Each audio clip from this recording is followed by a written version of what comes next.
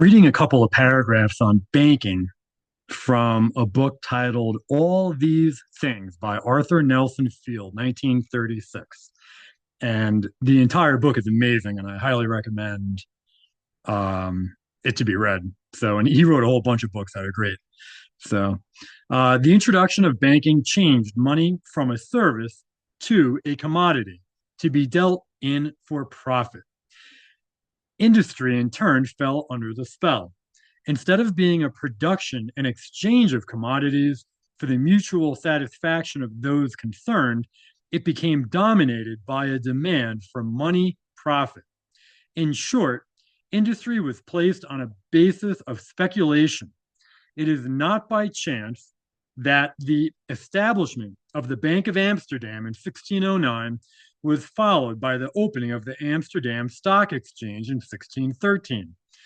This place was the home of modern stock jobbery, and here were early developed all the features of stock exchange gambling, with bulls and bears buying on margins and dealing in things they did not possess, and by their sham operations fixing the value of other people's property.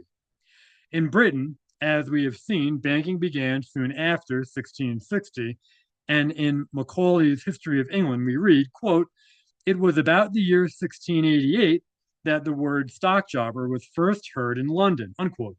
The bankers and the stock exchange again went hand in hand, and a necessary accompaniment was the joint stock company in in which shares were brought in industry as tickets were brought in a lottery. As late as 1719, a British law declared these companies to be common nuisances and made them indictable as such.